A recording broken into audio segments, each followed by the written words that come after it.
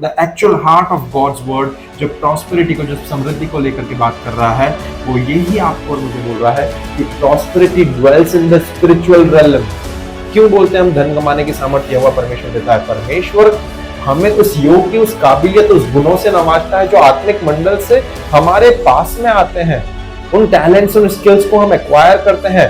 तो prosperity, the true and genuine prosperity है ना, जो हेवंस रिचनेस है, जिसके लिए परमेश्वर का वचन पौलुस प्रेरित के द्वारा बोलता है कि मेरा परमेश्वर अपने महिमामय धन के अनुसार, महिमामय धन कहां ड्वेल कर रहा है?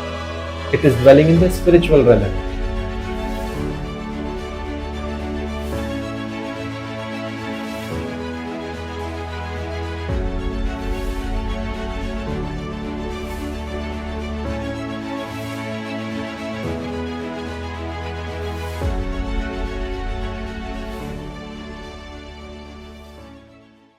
Thank you, Pastor. One more question I want to ask is that nowadays in churches or believers are getting confused between being prosperous and being rich. Whether they are same or they both are different. What is it according to you? आजकल कलीसियाओं में या विश्वासी लोग इस चीज में confuse हो जाते हैं कि संपन्न होना या समृद्ध होना और एक धनाढ्य व्यक्ति होना, धनवंत व्यक्ति होना, क्या ये दोनों एक ही बातें हैं या ये दोनों अलग है? आपके अकॉर्डिंग आप क्या समझते हैं? है ना, देखिए बहुत अच्छा प्रश्न है ये कि because nowadays people are often misunderstanding this one thing, and that is being prosperous and being rich. क्योंकि कई बार आजकल जब भी बात करी जाती है ना कलीसिया में, तो प्रॉस्पेरिटी प्रॉस्पेरिटी प्रॉस्पेरिटी को लेकर के so many time it is people who are misunderstanding, and वो उनके अंदर एक मिसकंसेप्ट डेवलप हो रहा है कि prosperity is equal to richness, but that is not true, है ना। क्योंकि यदि हम लोग बाइबल में से देखें तो आपके लिए और मेरे लिए ये सारी चीज़ें नए नियम की कलीसिया के लिए है ना, कि each and every believer in the body of Christ needs to be prosperous. क्योंकि तीसरा यूहन्ना 1 अध्याय पद संख्या 2 में परमेश्वर का वचन ये नए नियम की कलीसिया के लिए ही बोलता है। वहाँ पे प्रभु का वचन क्लियरली बोलता है, यूहन्ना की ये प्रार्थना है नए नियम की कलीसिया के लिए कि हे प्रिय, मेरी यह प्रार्थना है कि जैसे तू आत्मिक उन्नति कर रहा है वैसे ही सब बातों में उन्नति कर और भला चंगा रहे। अब यहाँ पर सब बातों में उन्नति करने में लोग क्या करते हैं? सब बातों में that means monetically, that means financially. But यदि हम लोग इस बाइबल को, है ना, मैं कई बार बोलता हूँ, मेरी कलीसिया में भी मैं कई बार सिखाता हूँ कि if you want to catch the heart of God, if you want to understand the actual meaning of God's word, की परमेश्वर का वचन असल में किस मूलभूत विषय में लेकर के उसका क्या अर्थ आ रहा है, यदि आपको बाइबल एक असल संदर्भ में कॉन्टेक्चुअल रीडिंग करनी है ना, देन यू शुड, आपको उसकी वचन की 1-2 वचन ऊपर के भी पढ़ना जरूरी है और उसके साथ में 1-2 वचन नीचे के भी पढ़ना जरूरी है, तब जाकर के आपको उसका कॉन्टेक्चुअल मीनिंग समझ में आएगा। इसके साथ के साथ में मैं एक और तरीका जो अपनाता हूं, जो मैं आप लोगों को भी प्रोत्साहित करता हूं कई बार करने के लिए, कि इसी के साथ में आप बाइबल के भिन्न भिन्न अनुवाद जो हैं उन अनुवादों को भी रेफर करा करें, सो दैट आपको उस वचन का एक एग्जैक्ट क्लियर मीनिंग जो है आप समझने वाले हो सकेंगे। और जब मैं इस वचन को मेडिटेट कर रहा था, है ना, सिंपल एनकेजीवी अनुवाद जो है वो कुछ इस प्रकार कहता है कि beloved I pray that you may prosper in all things that and be in health just as your soul prosper. जैसे तेरे आत्मिक उन्नति कर रहा है वैसे ही तू सब बातों में भी उन्नति कर। परंतु इसके साथ में अगर हम अन्य अन्य अनुवादों में से जाते हैं तब आपको और मुझे क्लियर मीनिंग, क्लियर एक एग्जैक्ट मीनिंग पता चलता है। एम्पलीफाइड अनुवाद बहुत अच्छे से इस बात को रखते हुए कहता है, वो बोलता है, beloved I pray that in every way you may succeed. मैं प्रार्थना करता हूँ लोगों, मेरे प्रिय लोगों, तुम्हारे लिए कि तुम हर एक क्षेत्र में सफल हो एंड प्रॉस्पर, और समृद्ध हो। सफल होना और समृद्ध होना इज डिफरेंट थिंग, है ना। आगे वचन बोलता है and be in good health physically, है ना, कोष्टक में ब्रैकेट में बोलता है वो कि तुम भले चंगे रहो शारीरिक रूप से, just as I know your soul is prosperous spiritually. वो स्पिरिचुअली के लिए भी एक ब्रैकेट में उस चीज को क्लियरली बोलता है। कहने का क्या अर्थ है? कहने का अर्थ ये है कि जब प्रॉस्पेरिटी का विषय आ रहा है तो बाइबल क्लियरली आपको और मुझे बता रही है कि prosperity is about spiritual realm and not in monetic realm, not in financial realm. जब यहाँ पर प्रॉस्पेरिटी के लिए इस वचन को कई बार हम सुनते हैं, क्योंकि कई बार ऐसा होता है प्रॉस्पेरिटी के विषय में बात करी जाए और इस वचन को ना लेकर के आए, ऐसा संभव नहीं है। अलग अलग प्रचारक लोग जो हैं इस विषय को लेकर के इस वचन से सिखाते हैं, बहुत अच्छी बात है, मैं आलोचना नहीं कर रहा हूँ, परंतु मैं उन सब चीज़ों में उनकी प्रशंसा कर रहा हूँ। But the actual heart of God's word जो प्रॉस्पेरिटी को, जो समृद्धि को लेकर के बात कर रहा है, वो यही आपको और मुझे बोल रहा है कि prosperity dwells in the spiritual realm. क्यों बोलते हैं हम धन कमाने की सामर्थ्य हुआ परमेश्वर देता है? परमेश्वर हमें उस योग्य, उस काबिलियत, उस गुणों से नवाजता है जो आत्मिक मंडल से हमारे पास में आते हैं। उन टैलेंट्स, उन स्किल्स को हम एक्वायर करते हैं। तो prosperity, the true and genuine prosperity है ना, जो हेवंस रिचनेस है, जिसके लिए परमेश्वर का वचन पौलुस प्रेरित के द्वारा बोलता है कि मेरा परमेश्वर अपने महिमामय धन के अनुसार, महिमामय धन कहाँ ड्वेल कर रहा है? It is dwelling in the spiritual realm. समझ पा रहे हैं आप? है ना, वो उस रिचेस से, है ना, रिचेस एंड ग्लोरी, तो वो महिमामय धन आत्मिक मंडल से आपके और मेरे पास में आता है ना। और उसके बाद में वचन क्या बोल रहा है वहां पर? And you are in good shape and good health. वो फिजिकली बात कर रहा है ना? तो आपको और मुझे समझना है कि prosperity is not about money money money money money. It is not about richness and finances, but it is only and only about spirituality, है ना। वो केवल और केवल आत्मिक बातों के लिए है। आत्मिकता में तुम संपन्न होने वाले हो सको, आत्मा में तुम्हारे पास में सब कुछ होने वाला हो सके, है ना। हम लोग कह सकते हैं कि being prosperous is something that operates in spiritual realm and not in earthen realm। संपन्न होने का मतलब है कि आत्मा में संपन्न होना, ना कि शारीरिकता में या संसारिकता में, ना कि आर्थिक क्षेत्र में, है ना। जो सबसे प्रमुख डिफरेंस की बात करें कि the difference between being prosperous and being rich is, आपको मैं इस चीज को कह करके क्लियर करना चाहूंगा, क्योंकि इस चीज के साथ में आपको बहुत अच्छे से समझ में आ जाएगा कि the primary difference between being prosperous and being rich is this, कि Ambani and Adani are rich but not prosperous. Bill Gates, Elon Musk, they are rich but not prosperous. मैं ऐसा क्यों बोल रहा हूं, है ना। कितने ही बड़े बड़े टाटा, बिरला, अंबानी, ये लोग कितने ही क्यों ना है, ये लोग बड़े धनाढ्य और धनवान व्यक्ति हैं, परंतु संपन्न या सफल या समृद्ध व्यक्ति नहीं है। इन लोगों ने बिजनेस के टाइफून बन चुके हैं, बहुत ऊंचाइयों पर चले गए हैं। आज नेशन वाइड या वर्ल्ड वाइड इकोनॉमी इनके हाथ में है। सो दे आर रिच, उनके पास में सारी चीजें हैं, but they are not prosperous.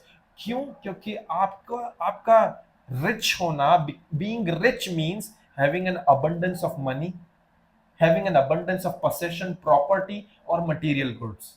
क्योंकि आपकी richness है वो largely focus करती है upon what you have and how much do you earn, and this richness are temporary and uncertain, है ना। धन जो है वो स्थायी, केवल पल भर के लिए है, और उसका कोई भरोसा नहीं है। कोई भी इस चीज को क्लेम नहीं कर सकता कि जो व्यक्ति आज धनवान है वो कल भी धनवान बना रहेगा। जितना आज उसके बैंक में रुपया, पैसा, धनराशि है, वो कल भी उतनी की उतनी ही बनी रहेगी। परंतु प्रॉस्पेरिटी जो है वो अलग होती है ना। Prosperity it is not something to be compared with money and finances. क्योंकि एक्चुअल मीनिंग जो प्रॉस्पेरिटी का होता है ना, वो ये है कि living in God's blessing, living in God's favour, living in God's holiness, परमेश्वर की आशीषों में, परमेश्वर के अनुग्रह में, परमेश्वर की पूर्णता में, संपूर्णता में जीना। नॉट जस्ट फाइनेंशियली, है ना, केवल फाइनेंशियली नहीं, it includes finances also, but not just financially, but also in spirit, in soul, in body, in relationship with one another and in the purposes of life. This is the actual definition of prosperity, कि इस prosperity में आप परमेश्वर की आशीष, अनुग्रह और उसकी संपूर्णता से जिए, ना केवल आर्थिक क्षेत्र में, परंतु उसके साथ में आपके आत्मा, देह, प्राण में, आपके रिश्तों में, और उसके साथ में आपके जीवन के उद्देश्यों में भी आप परमेश्वर की आशीष को, परमेश्वर के अनुग्रह को, परमेश्वर की संपूर्णता को देखने पाए। आमीन। आपकी प्रॉस्पेरिटी फोकस करती है एक बात के ऊपर कि आपके जीवन में परमेश्वर की शांति, परमेश्वर का आनंद, परमेश्वर की हेल्थ, परमेश्वर की आत्मिक उन्नति और उसकी सफिशिएंसी है या नहीं है, ना केवल इस चीज के ऊपर कि आपके पास में कितना धन, रुपया, पैसा है। आमीन। बहुत क्लियरली आपको और मुझे बाइबल बताती है ना। बाइबल बोलती है आपको और मुझे इस चीज को, है ना। अगर हम लोग कुछ घटनाक्रमों के ऊपर अपनी निगाहें डालें तो हम जानते हैं मत्ती रचित सुसमाचार उसके 19वें अध्याय पद संख्या 16 से लेकर के 22 तक में यीशु मसीह के पास में एक धनवान व्यक्ति आता है और वो बोलता है, प्रभु मैं अनंत जीवन पाने के लिए क्या करूं? हम उस वचन की ओर नहीं जाएंगे, परंतु यीशु मसीह उसको प्रत्युत्तर देते हुए बोलते हैं कि जो भी व्यवस्था में लिखा है उन सबका पालन कर। वो बोलता है वो सारी चीजें तो मैं लड़कपन से बचपन से करते हुए आया हूँ। यीशु मसीह ने उसके हृदय को देख लिया और यीशु मसीह ने बोला जितनी भी धन संपत्ति तेरे पास है वो सब कंगालों में बांट दे और मेरे पीछे हो ले। Now what does Jesus means, है ना? यीशु मसीह के पास में वो आकर के बोल रहा था कि Lord I want eternal life, और यीशु ने बोला कि अपनी सारी संपत्ति कंगालों को बेच दे। इसका मतलब है, सिंपल या सरल शब्दों में कहें, Jesus was offering him prosperity in exchange for his richness. Yeshu Masih उसके धनाढ्य होने के बदले में उससे संपन्न और समृद्धता ऑफर कर रहे थे। When he was offering him कि तू ये सारी अपनी पोसेशन को सेल कर दे, अपने सारी धन संपत्ति कंगालों में बांट दे, he was offering him the real prosperity in the exchange of richness. But what this rich man did, he denied it. He had everything, he had money, he had servant, he has lavish lifestyle, luxurious जीवन जी रहा था, but he was still not secure about the life जो वो जी रहा था। इसीलिए वो परमेश्वर के पास, यीशु के पास में क्यों आया? To seek the eternal life, कि प्रभु अनंत जीवन को प्राप्त करने के लिए मैं क्या करने वाला सकूं, क्या सीखने को मिलता है हमें कि your richness can not guarantee you about the eternal life, about the secureness that prosperity does, है ना? आपका धनाढ्य होना आपके जीवन को सिक्योर नहीं कर देता, परंतु आपके जीवन में जब संपन्नता रहती है, वो संपन्नता आपको एक सिक्योर ऑफर करती है, सिक्योरनेस ऑफर करती है। हमारे जीवन की गवाही है, कई बार आप भी बोलते हैं, कई बार मैं भी बोलते हैं, हमारा बैंक बैलेंस 0 हो जाता है, but still we feel secure, still we feel कि हम लोग उस मुर्गी के चूजेस के समान है, जैसा परमेश्वर का वचन कहता है कि वो हमें अपने पंखों के आड़ में छुपा लेता है। How do we are able to feel secure in the midst of, जब हमारा बैंक का बैलेंस पूरा शून्य है? एक संसारिक व्यक्ति अगर उसके बैंक बैलेंस 0 हो जाता है, वो हम लोग बोल सकते हैं कि वो बिल्कुल बहुत पैनिक हो जाएगा, वो बहुत हाबरा काबरा हो जाएगा, अगर हम मालवा भाषा में बोले सीधी सादी, है ना, कि वो अरे मैं क्या करूं, सिटपिटा आ जाएगा। But still we feel secure. हम ऐसा क्यों सिक्योर फील कर पाते हैं? क्योंकि हम प्रॉस्परस व्यक्ति हैं, हम समृद्ध व्यक्ति। हमारी प्रॉस्पेरिटी हमारे बैंक बैलेंस से डिफाइन नहीं की जाती है, परंतु हमारी प्रॉस्पेरिटी डिफाइन की जाती है परमेश्वर में सिक्योर होने में। आमेन, है ना? क्या कंक्लूजन रहा उस कहानी का? ही वॉकड अवे सैडली, है ना, मुंह लटका करके चला गया, क्योंकि उसका हृदय जो है उसके धन के साथ में बंधा हुआ था, और वो उस संपन्नता को स्वीकार नहीं कर पा रहा था जो यीशु उसे ऑफर कर रहे थे। वो हो सकता है धनवान होने में वो बहुत ज्यादा धनवान था, उसके पास में अत्यधिक धन संपत्ति थी, परंतु फिर भी वह आत्मा में गरीब था। वो असल संपन्नता को लैक कर रहा था, है ना? क्यों? क्योंकि उसकी परमेश्वर के साथ में वो शांति प्रिय ढंग में नहीं था। He didn't have peace with God. आपको और मुझे सीखना और समझना है कि प्रॉस्पेरिटी जो है, प्रॉस्पेरिटी का असल अर्थ धन रुपया पैसा नहीं है, परंतु प्रॉस्पेरिटी का अर्थ है कुछ नहीं होने से में भी सब कुछ होना, है ना? पौलुस प्रेरित के विषय में यदि हम लोग फिलिपियों की पत्री में से देखें, तो फिलिपियों की पत्री पौलुस ने तब लिखी है व्हेन ही वाज इम्प्रिजन्ड, जब वो जेल में बंद था, उसके पास में ज्यादा कुछ नहीं था। यदि हम लोग बाइबल में से देखें, उसके 4 अध्याय पद संख्या 11 से लेकर के 13 तक में हम लोग दृष्टि डालें, तो पौलुस वहां पर क्लियरली बताता है, मटीरियलिस्टिकली बोलता है पौलुस प्रेरित, वो बोलता है कि मैं कई बार भूखा कंगाल भी रहा हूं। बाइबल वहां पर बताती है 11 से 13 में, यह नहीं कि मैं अपनी घटी के कारण यह कहता हूं, पौलुस प्रेरित के ये शब्द है, मैं ऐसा नहीं कह रहा हूं क्योंकि मैं घटी में हूं इस समय पर। वो जेल में था, उसके पास में किन्हीं चीजों की घटी थी।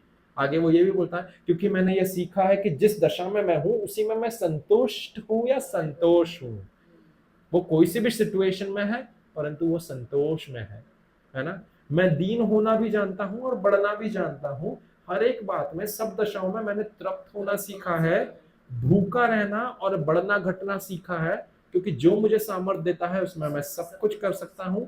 मेरा परमेश्वर भी अपने उस 19वीं पद संख्या में बोलता है, मेरा परमेश्वर भी अपने उस धन के अनुसार जो महिमा सहित मसीह यीशु में है, तुम्हारी हर एक घटी को पूरा करेगा। पॉल क्या कह रहा है आपको और मुझे? पॉलुस वहां पर क्लियरली बता रहा है, उसके पास धन रुपया पैसा नहीं है, उसके पास में शायद अच्छे वस्त्र नहीं है, उसके पास में शायद प्रॉपर खाने के लिए रोटी या आहार अन्न भी नहीं है, but still he had peace, joy, strength, spiritual fruits that are the science of biblical prosperity. उसके पास में फिर भी वो सारी चीजें हैं, है ना? Prosperity is about God's presence and sufficiency, not about the size of your bank account. Hallelujah, है ना।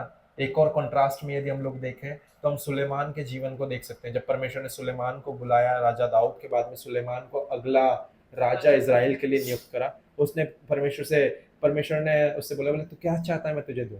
उसने बोला, प्रभु तेरे राज्य को चलाने के लिए, तेरे लोगों का न्याय करने के लिए मुझे बुद्धि दे, है ना। परमेश्वर ने उसे बुद्धि के साथ में उसे धनाढ्य भी बनाया। तो in his early days he was prosperous, he was rich, है ना, because he sought wisdom and God's kingdom first. But यदि हम उसी सुलेमान के आखिरी जीवन के अंतिम दिनों को देखें, जो कि पहला राजा उसके 11वें अध्याय पद संख्या 4 में पाया जाता है, उसके पहले उसके जो प्रॉस्परस फेस को देखें तो प्रॉस्परस फेस के वर्णन हमको तीसरे अध्याय में 9वें पद संख्या से लेकर के 13वें पद संख्या तक मिल सकता है, जहां पर परमेश्वर ने उसे प्रॉस्परस, उसे समृद्ध, उसे संपन्न बनाया। परंतु उसके बाद में यदि हम उसके उस भाग को देखें जहां पर प्रॉस्पेरिटी परमेश्वर की चली गई और अब वो केवल नाम के लिए एक धनाढ्य व्यक्ति या एक रिच व्यक्ति बन गया, तो उसके पास में रिचनेस थी परंतु परमेश्वर के संपन्नता नहीं थी। क्यों? क्योंकि उसने अन्य अन्य स्त्रियों से ब्याह करके उनके देवी देवताओं की आराधना करना चालू करी और इन सब चीजों के कारण परमेश्वर अति खेदित हुआ। आमीन। तो उसी सुलेमान के पास, वो जो सुलेमान परमेश्वर से टर्न हो गया था, in his last days he was not prosperous but he remains only rich person, है ना। आपको और मुझे समझना है कि richness can come and go और riches can come without God, है ना। आपके धनवान होना वो परमेश्वर के बिना आपके पास में आ सकता है, but they can not guarantee you peace and security, है ना। आपको और मुझे एक चीज को समझने की जरूरत है प्रियो, और वो ये है कि जो प्रॉस्पेरिटी हमारे जीवन में होती है, प्रॉस्पेरिटी हमें वो अश्योरेंस देती है, प्रॉस्पेरिटी हमें एक बात का दिलासा देती है, एक बात की तसल्ली देती है, that you shall lack nothing. It gives you that confidence that it's not you who need to earn and then eat, but it's God who is supplying all your need, है ना। आपको किसी चीज के लिए कुछ कमाने की, मैं ये नहीं कह रहा हूं कि मत कमाओ करके घर बैठ जाइए, नहीं नहीं नहीं नहीं नहीं, बट आपको इस चीज को समझने की जरूरत है, आपके अंदर इस बात का कॉन्फिडेंस होने की जरूरत है कि जिस परमेश्वर ने मुझे जन्माया है वो मुझे धन कमाने की सामर्थ्य भी देगा। आपको और मुझे यह समझना है कि जैसे परमेश्वर ने एलिया को कौवों के मुख से भोजन तृप्त कराया, जैसे परमेश्वर राजा दाऊद को बोलता है कि मैं तेरा चरवाहा और तू मेरी भेड़ है, तब वो ये भी कहता है यू शैल लैक नथिंग। तब वो ये भी कहता है कि मैं तेरा चरवाहा हूं, तू मेरी भेड़ है। तो मेरी जिम्मेदारी अर्थात परमेश्वर की जिम्मेदारी बनती है कि वह आपको हरी हरी चराइयों में ले जाए, वह आपको सुखदाई जल के झरने के पास ले जाए। It's God responsibility to take you to green pasture and let you eat. Amen, hallelujah. वो उसका पार्ट है। आपका और मेरा पार्ट क्या है? उन की एलिमेंट्स के साथ में स्टिक रहना, परमेश्वर के साथ में चिपके रहना। जैसे परमेश्वर का वचन यशायाह नबी के द्वारा कहता है 1 अध्याय पद संख्या 19 में कि just stay willing and obedient, आज्ञा पालन करें और इच्छुक बने रहें, तब आप इस देश के उत्तम भाग में से खाने वाले हो सकेंगे, and you will eat the good of the lands, है ना। जैसे यीशु बताते हैं, जब वो पहाड़ी उपदेश देते हैं तो यीशु मसीह इस बात को क्लियरली बोलते हैं। वो बोलते हैं कि आकाश के पक्षियों को देखो, इस पृथ्वी के फूलों को देखो, ना तो वे बोते हैं ना तो काटते हैं, फिर भी तुम्हारा स्वर्गीय पिता उनके खाने के लिए प्रबंध करता है, क्या तुम उनसे अधिक मूल्यवान नहीं हो? मत्ती 6 अध्याय पद संख्या 25 से 34 में यीशु क्लियरली इस बात का बयान करते हैं। मैं कहता हूं we are more valuable than those all things. In fact इसके साथ में मैं ये भी कहता हूं कि हम लोग यीशु से भी ज्यादा अधिक मूल्यवान है। क्यों मैं ऐसा कह रहा हूं? परमेश्वर की दृष्टि में क्यों हम यीशु से भी ज्यादा अधिक मूल्यवान है? इसीलिए हम लोग मूल्यवान है क्योंकि परमेश्वर का वचन यूहन्ना 3:16 में क्या कहता है? परमेश्वर ने जगत से, इस जगत में आप और मैं आते हैं, इस जगत में हर एक पापी व्यक्ति आता है। सो परमेश्वर ने उन पापियों से इतना प्रेम किया, इतना प्रेम किया कि उसने अपने इकलौते पुत्र को भी अपने पास रखना छोड़ा, परंतु उस जगत के लिए कुर्बान कर दिया, दे दिए, है ना। So we come in the first place in the eyesight of God. We are most beloved people. हम लोग परमेश्वर की दृष्टि में सबसे प्रिय व्यक्ति हैं, उसके प्रिय बेटा और बेटी हैं, इतने प्रिय हैं कि even Jesus also comes second to that. Yeshu की कुर्बानी भी परमेश्वर को, हाँ, परमेश्वर के लिए इकलौते बेटे की कुर्बानी देना, मैं समझ सकता हूँ कि एक बाप होने के नाते इतनी आसान नहीं रही होगी, बट इसीलिए कर पाए क्योंकि वो हमसे ज्यादा प्रेम करते थे, यीशु से ज्यादा भी हमसे प्रेम करते हैं। तो आपको और मुझे समझना इस चीज को जरूरी है कि prosperity is something which is living in God's blessing, God's favor, and God's wholeness, है ना, not in your financial area, केवल आपके आर्थिक क्षेत्र में ही नहीं, but in your spirit, soul, body, in your relationship with one another, and in the purpose of your life.